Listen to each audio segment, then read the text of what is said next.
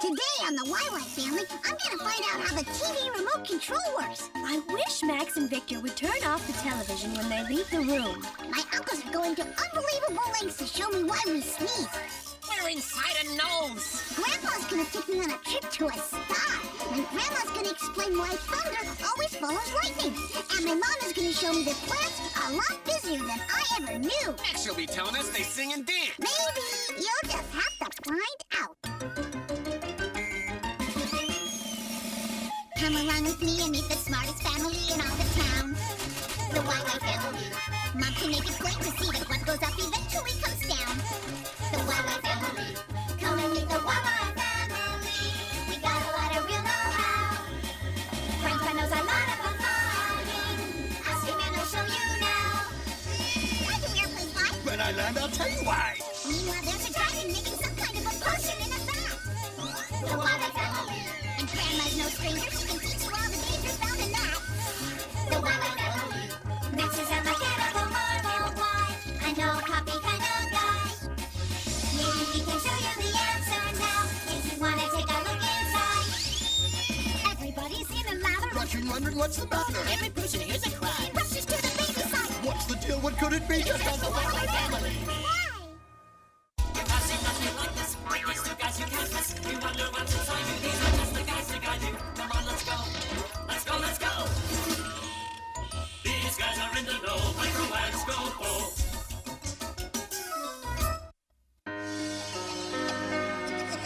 Here we go. Tickle, tickle, tickle, tickle, tickle, tickle, tickle. I'm coming, Victor. Where is he? What's wrong, Victor? Have you caught a cold?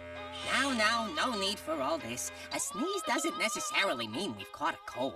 It doesn't? Then why do we sneeze, Uncle Micro? It's just a reflex. You know, something your body does automatically. It is? Now cut that out! Anyway, Victor, please sneeze anytime something tickles the inside of our nose. Wow! Are we gonna travel to the inside of a nose to check it out? Yeah, maybe later. Right now, my favorite opera is on, starring my favorite opera singer, Lucretia von Dreck. Wait, Micro, that's not the remote control. It's the gizmo. Wow, there's something you don't see every day. A forest inside a cave. Forest? Cave? Ah, we're inside a nose! Well now, as you can see, the nasal passages are lined with small hairs which help to keep dust in the air from getting into our lungs. Micro, do you hear that music? Yeah, that's just the opera. The opera? We're in the nose of Lucretia von Dreck! There's a plot twist no one saw coming. Come on. Well, when we breathe in, the air goes through this passageway. Micro, what are these green hairs? Those are called cilia. I didn't think this show could get any sillier. Anyway, when a foreign body... Like dust, right? Right, Victor. You see, when a foreign body gets into the nose, these little cilia catch it and push it towards the exit. Micro, help! Scopo! Scopo! Help!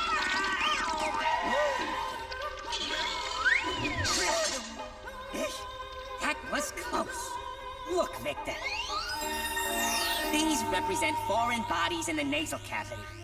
Why, if the nose detects a foreign body, it notifies the brain immediately. The brain could cause us a lot of trouble, Scopo. Mine always does. Because the brain sends back the signal that triggers a sneeze.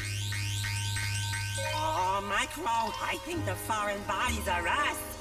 I do believe you're right.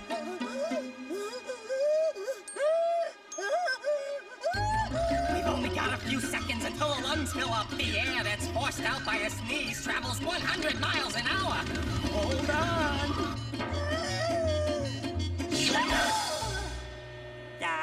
Father. Hey, don't mind us. We're big fans. That was great, Uncle Micro! Do it again! Do it again! Don't touch that! Hey kids, it's time for wacky cartoon fun! Gee, you think think they've never changed the channel before.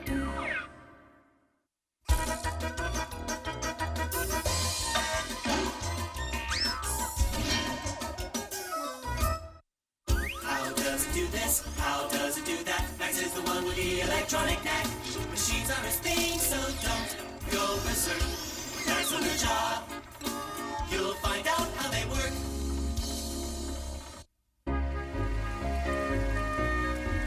Now it's time to laugh with Laffo the Clown. Today he's The Egyptian dung beetle, making his weary way home after. getting a pie in the face. I want to watch Laffo the Clown. Lifestyles of the Egyptian dung beetle is educational. I don't want to be educated, huh? Oh, what the? Do you mind? I didn't know the remote control could do that. The remote control isn't going to do much of anything if you two wear out the batteries by pushing the channel changer button all the time. Gee, Laffo, do you know how the remote control works? Oh, I've got a show to do. You explain it to the kid. So long, folks. All right, Victor. On this keypad, each button sends an infrared beam to a receiver built into the television. No, I don't see any beam. That's because our eyes can't see infrared light, unless you wear special glasses. Wow! Now I see it. But what makes the infrared beam? I thought you'd never ask. Oh, here we are. That's the answer? Batteries? Well, no, the batteries just supply the power. The stuff that makes the beam isn't here. Oh, I didn't know remote controls had doors. They made a special one for us. The circles on this circuit board send the different infrared signals to the television, depending on which button above us is pushed on the keypad. Hey! What's happening? Somebody's picked up the remote control! Oh, I wish Max and Victor would turn off the television when they leave the room. Huh? Oh! Quick, let's ride the beam out of here. The remote control buttons use the infrared beam to send combinations of short and long waves. The different combinations of short and long waves tell the television to turn on or off or change the channel. But how does the TV read the signal? We're about to find out. The combinations of short and long waves go through the decoder, which translates them into instructions. See? Now they're changing the channel. These are microchips, just like the ones inside computers. This one is the encoder, and that one is the decoder. When you hit a button on the remote, like off, it sends a signal to the encoder microchip. The encoder codes the signal into instructions and then sends a series of electrical impulses to a light-emitting diode, called an LED for short. These pulses form a binary code signal. Ones and zeros. Right. This signal is received by the decoder in the TV set and decoded so that it understands what you want it to do. Off! So, if I want to switch it on again, I just push this button, right? Hey, come back here with that. Are you two at it again? So, what do you want to watch? Nothing. It's too nice a day to be inside watching TV.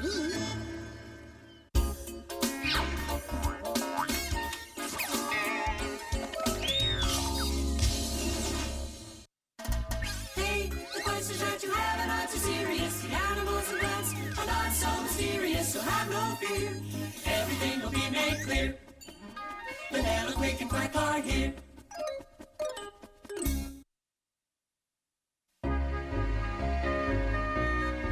What are you doing, Victor? Nothing much. I'm just looking at the plants. They don't seem to do very much. Well, what do you expect from a bunch of plants? About as much as we expect from you. I'm just sick of you. You always say. Actually, plants are very busy. What are they doing? They're generating new cells to make them grow. They're using sunlight to help them make food. They're breathing. Plants breathe? All living things breathe. But how do plants breathe? Alrighty, let's start with the lungs. Breathe in. Deeper. Good. That's not how plants breathe. They don't don't have lungs. Look here. Where? I can't see a thing. Look closer, Quack. See those little holes there? Plants breathe through them. Each one of those holes is called a stoma, or stomata if there are more than one. Stoma comes from a Greek word that means opening. Yeah. There they are. I can see them. Hello there, stomata. That's how plants absorb the carbon dioxide they need from the air. Stomata also help the plant get rid of excess water. Excess water? Next you'll be telling us we're gonna drown. Somebody turn off the water. Quack, quick, where are you? There they are, Mom. I might have known they'd find a way to get into trouble. Hey! Look, when the air becomes very dry, the stomata close up to keep the water inside the plant. Plants also need food. Here we go. She's gonna try to tell us plants eat. Yeah, we're way ahead of her. Look, no mouth. So how can plants eat without a mouth? Chlorophyll, the substance that makes plants green, also enables them to manufacture food for themselves, using some very ordinary ingredients. First, they need water. Here comes water. Then they need minerals, which they take in from the ground, through their roots. They need carbon dioxide, which they get from the air. In fact, you produce carbon dioxide every time you breathe out. Wow. Hey, watch out. And finally, they need sunlight, which lets them turn these ingredients into food. This process is called photosynthesis. Photosynthesis. Remember that word. It's very important. When the plants have finished making food for themselves, there's a lot of oxygen left over, which they release into the air. Oxygen is what we breathe, right? That's right. And we get the oxygen we need from them. Exactly. Without plants, we wouldn't be able to breathe. I'd say that's a pretty good system. Oh, great. They've locked us in here. Come on, we can slip out the window. Huh. It's about time you had a good idea.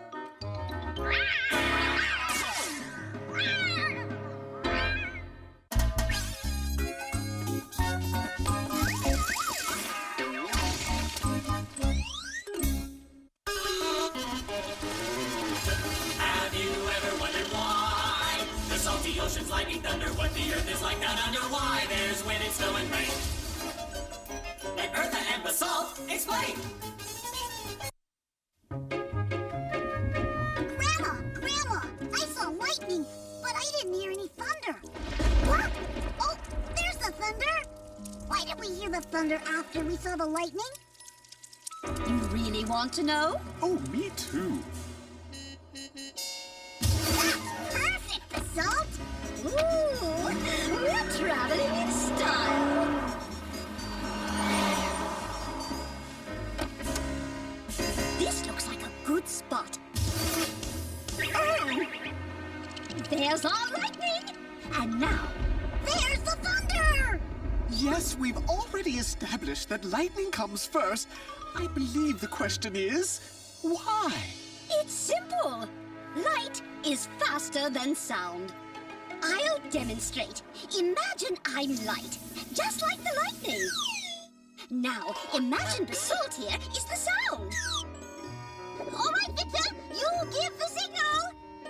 Okay, on your mark. Get set, go! And even if sound weren't overweight and out of shape, it would always lose the race because light is much faster than sound. Hooray for light! Hooray for light!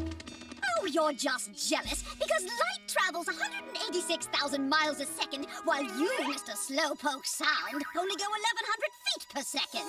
And that means I can go around the world 7.5 times in the amount of time it takes you to go around the block once.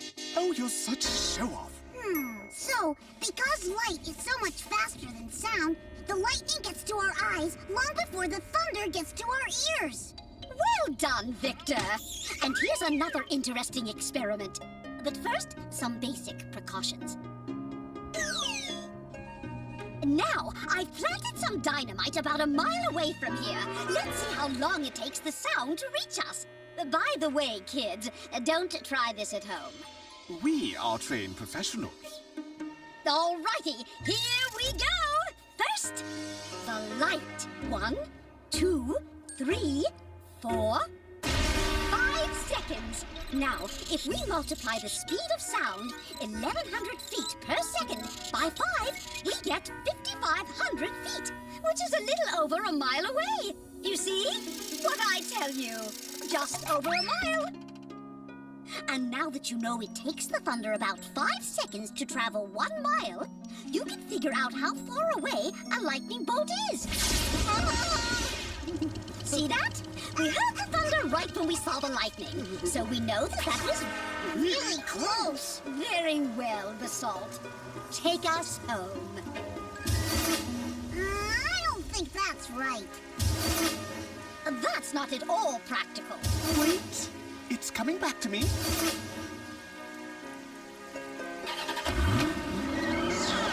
old Basalt. You're the only way to travel.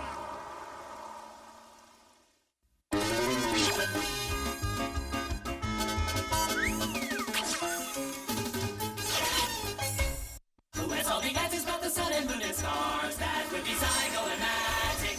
Who can tell us all about the atmosphere and Mars? That would be Zygo-matic. Pick a spot in outer space, they've been all around the place. Zygo-matic, here they come.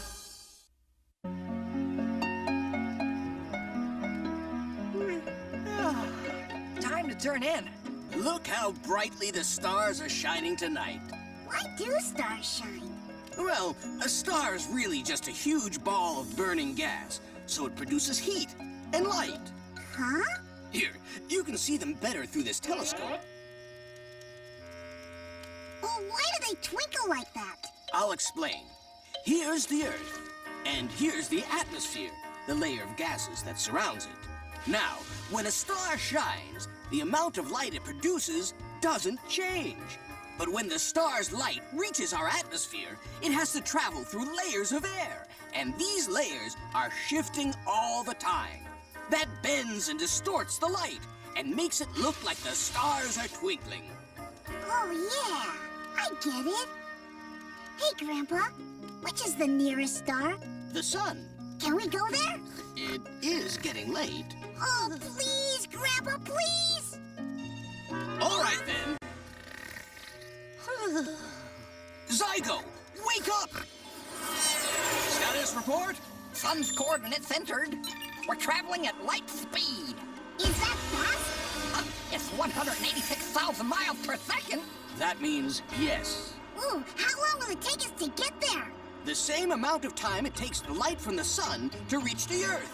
8 minutes. Victor, what color do you think stars are? White?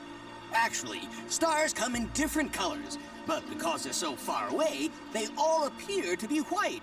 The sun is the only star close enough for us to see its color. You should never, ever look directly at the sun. Astronomers use special lenses that filter out enough of the sun's rays so that they can study it safely. The hottest stars are blue or white. If a star is less hot, it's red, like our campfire. So, how hot is a yellow star like the sun? For a star, about medium temperature, only 9,000 degrees Fahrenheit. Only, he says. The sun's gravity is pulling us in! We're melting like a big flying piece of cheese! Well, there's an appealing metaphor. Reverse course, full speed! Whoa! Not so fast! Can we go check out another star? Well, unfortunately, no. Apart from the sun, the closest star is 4 light years away. That means if we travel as fast as light... Yeah, it'll take us 4 years to get there, right? There are some stars so far away that we can still see light from them, even though they burned out centuries ago. It's because it takes their light all this time to get here. Hang a left at that asteroid. Good old Earth. Okay, now let's get some sleep. Hey, campers, rise and shine. Now watch carefully. It's all in the wrist. I guess the great outdoors are too much for some people.